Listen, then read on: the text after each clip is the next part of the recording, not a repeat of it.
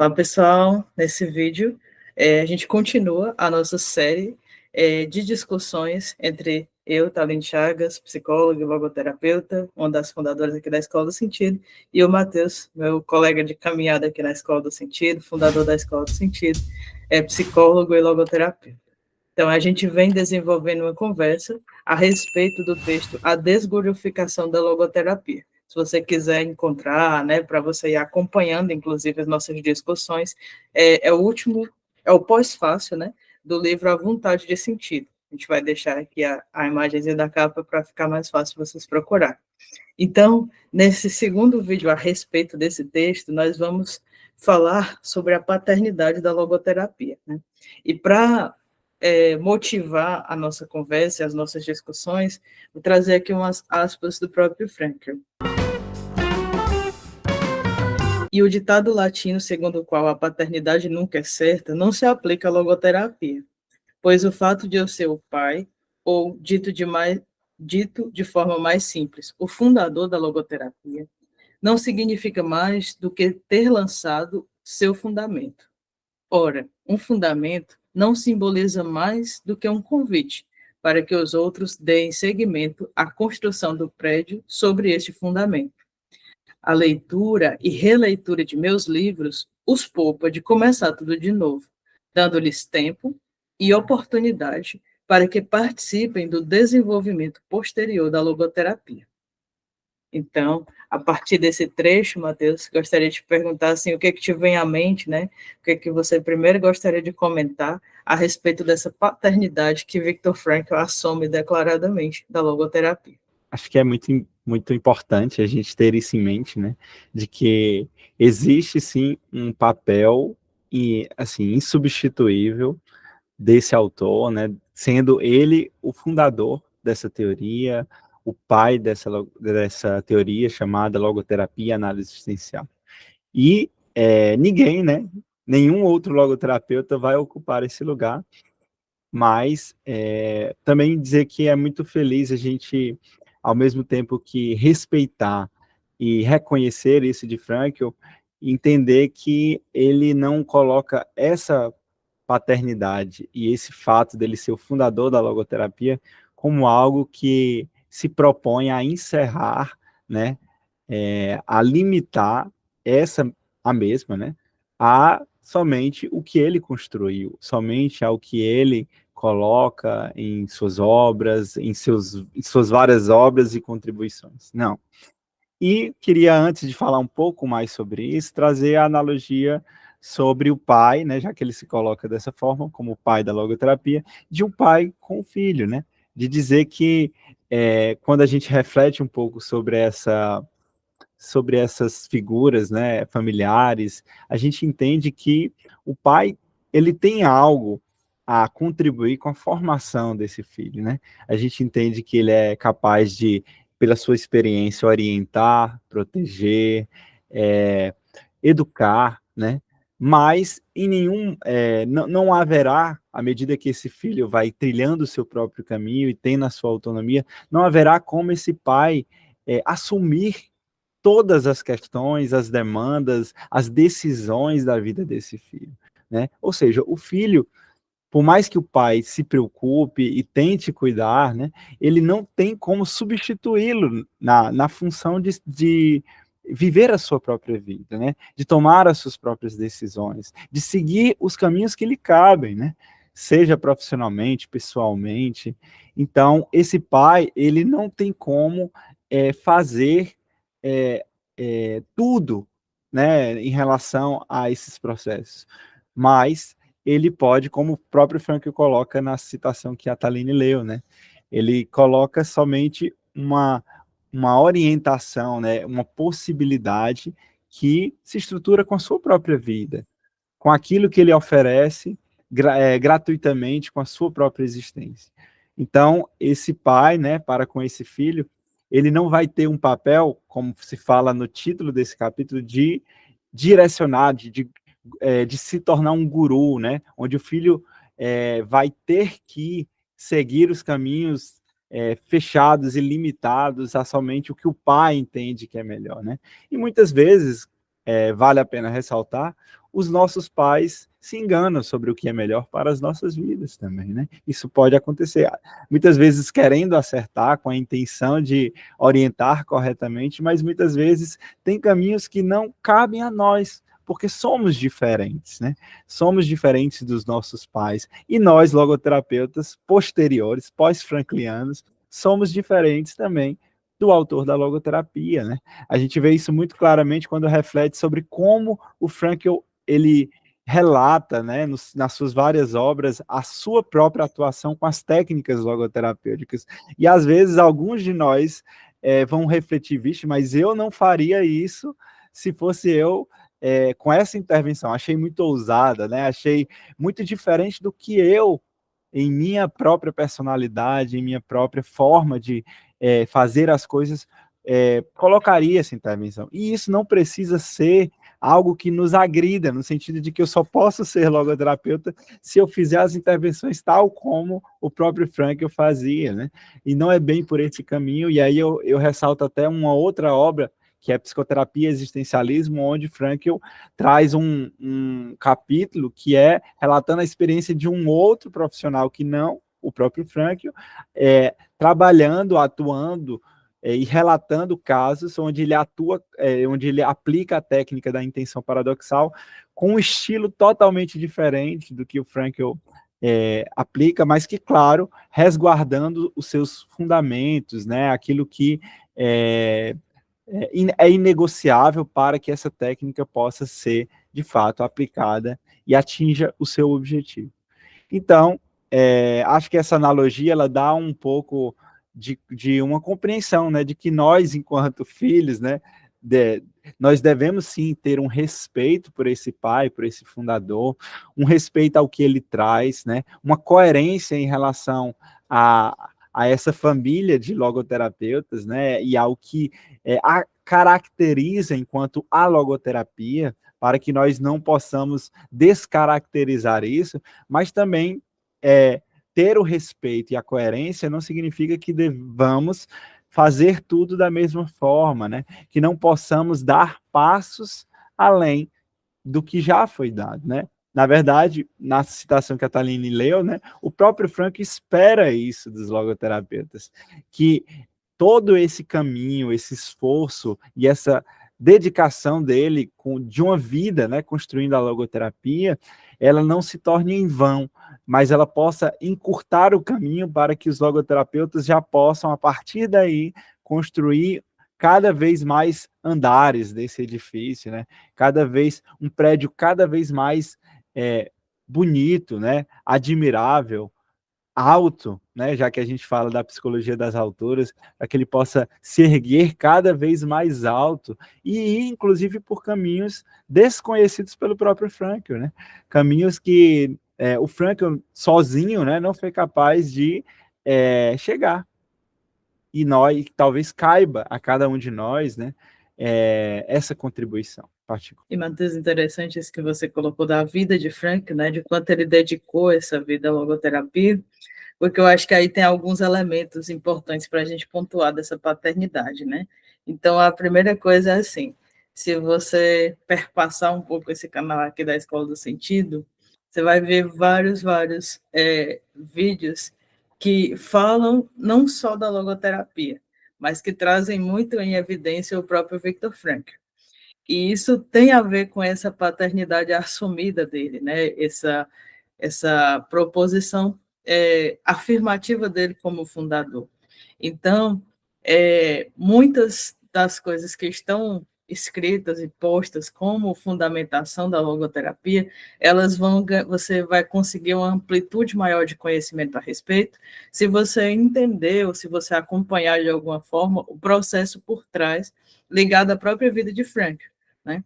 Então, a própria logoterapia surge de inquietações de Viktor Frankl, diante de um contexto nihilista, diante de um contexto em que ele não via na psicoterapia ferramentas e, vamos dizer, uma fundamentação que abarcasse o homem de forma integral, né? Então, várias das coisas que se tornarão a logoterapia, e que foram se tornando a logoterapia tem a ver com as inquietações do jovem Frankl.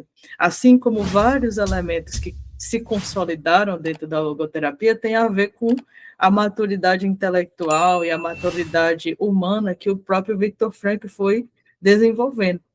Não é à toa, né, que tem um livro que se chama O Texto de 6 Décadas, em que você vai tendo a oportunidade de acompanhar os textos de Viktor Frankl amadurecendo ao longo das décadas. Então, desde as décadas mais iniciais, quando ele começa a citar o termo logoterapia, até depois as consolidações que são feitas, vamos dizer assim, as lapidações dentro das noções da logoterapia. Então, especificamente para esse nosso contexto, é muito importante conhecer a vida de Frankl, o que não equivale, como o Matheus colocou, a querer reproduzi-la, né? Vou ser um grande especialista em Frankl para agora fazer a logoterapia do jeito que ele faz. Não é disso que se trata, né? Se trata muito mais de um outro ponto que o Frankl traz na sequência desse mesmo parágrafo que eu li, de tornar-se fundamento. As obras de Frankl, as considerações que ele trouxe, serem a base, e uma base muito bem delimitada, daquilo que nós estamos chamando de logoterapia, para que esse prédio, como você foi colocando, né, Matheus, e como está também na analogia do Frankl, possa crescer. E aí eu acho que nesse ponto a gente também cabe fazer uma consideração a respeito disso, né? O fato da gente não precisar e não querer, e o próprio Frankl não querer ter papagaios e robôs, não quer dizer que agora a gente não precise ler as obras do fundador da logoterapia. Muito pelo contrário. A gente já vai chegar na parte que eu vou fazer uma consideração sobre a criatividade, mas, assim, essa base tão bem delimitada que eu estava falando, ela precisa ser conhecida, né? A gente precisa ter acesso.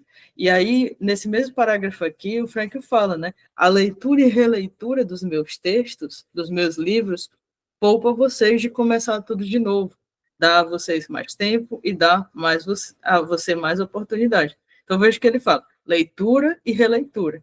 Então, se a gente pensa em construir um caminho dentro da logoterapia, a gente precisa estar ciente de que vamos dedicar um tempo muito alargado, digamos assim, para conhecer, para ler e para reler essas obras, para amadurecer as nossas compreensões e as nossas discussões. E aí, aqui nesse ponto, eu queria citar uma experiência muito nossa da Escola do Sentido, que foi o projeto Apropice. Ele atualmente está pausado, mas, assim, durante 6 semestres em sequência, a gente leu livros de Viktor Frankl por completo. E isso mudou, né, Matheus? Você pode falar um pouquinho mais depois, assim, completamente a nossa experiência com relação à logoterapia. Então, antes do projeto Apropice, a gente assistia a aulas, né, com as formações que fazemos, com os cursos que a gente teve a oportunidade de ter acesso, e que são aulas maravilhosas, de profissionais excelentes, mas a gente sentia uma certa insegurança ainda, porque é como se não parecesse nosso, né? São frases bonitas do Frankl, são considerações muito interessantes que os professores traziam, mas é como se a gente não, de alguma forma, não apropriasse, não tornasse nosso, né? E à medida que a gente foi lendo, livro a livro, junto, né? E aí teve esses elementos. A gente foi lendo, o que é importantíssimo, e nós fomos compartilhando essas leituras. Então, nós tivemos a oportunidade não só de ler, mas de dialogar a respeito, de consolidar, de tirar dúvidas.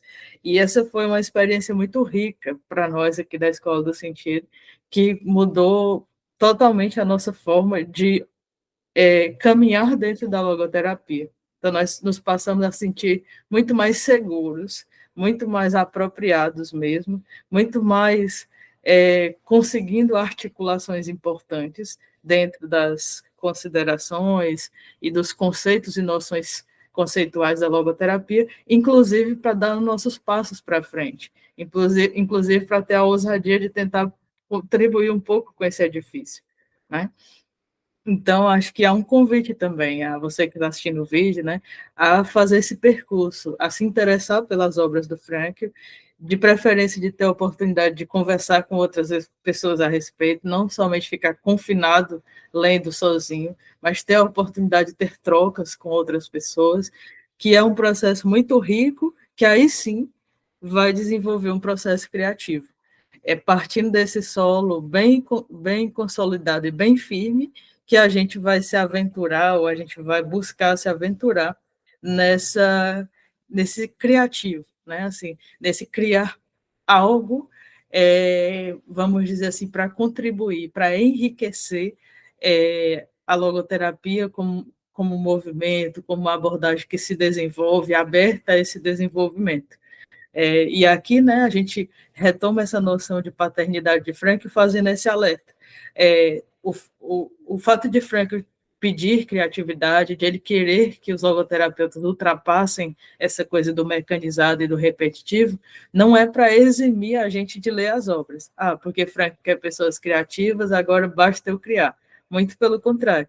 Traz para nós uma responsabilidade de criar, mas fazer uma criação coerente e condizente, né, com aquilo que o fundador da logoterapia colocou como realmente fundamentos. O Frankl coloca que, assim, a ideia é basicamente de que a logoterapia nua e crua, né, é aquela que estão nas suas obras, né, nos seus livros, naquilo que ele escreveu.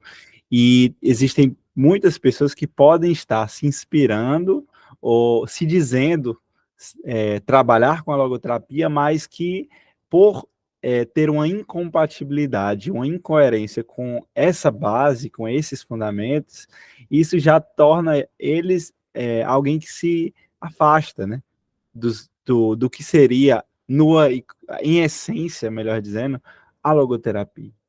Então, não se trata só de se dizer logoterapeuta ou de aplicar as técnicas logoterapêuticas ou os conceitos que a logoterapia traz. Não. Se trata também de uma coerência e de um conhecimento profundo sobre aquilo que é os seus fundamentos, as suas obras, né? E isso não é algo tão simples quanto parece, né? A gente não pode excluir, né, da equação esse lado do conhecimento, né? E dizer que só importa o improviso, a criatividade, e não importa essa base, né? Não, a base ela é importante para que nós possamos criar a partir dela, né?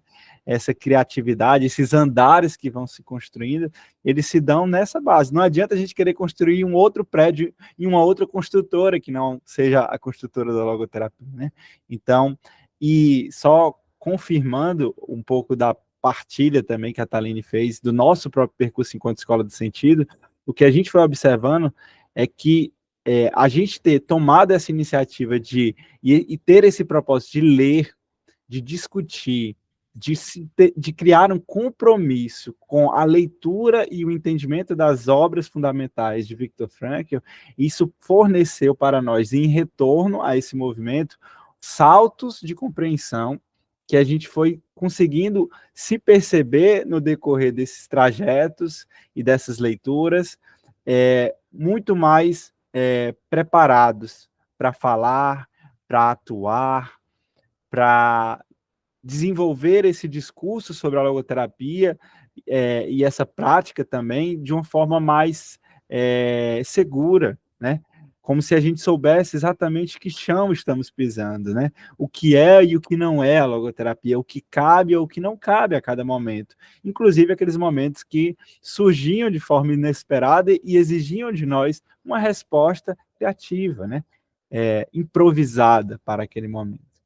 Então, o que eu diria, às vezes as pessoas chegam a nós, inclusive na supervisão, com muitos anseios de como aplicar a logoterapia, mas existe um passo anterior, que é você primeiro conhecer o que é a logoterapia, ter bem em mente quais são os seus fundamentos, porque quando essa base está bem sólida para você, você consegue fazer o segundo passo com mais facilidade.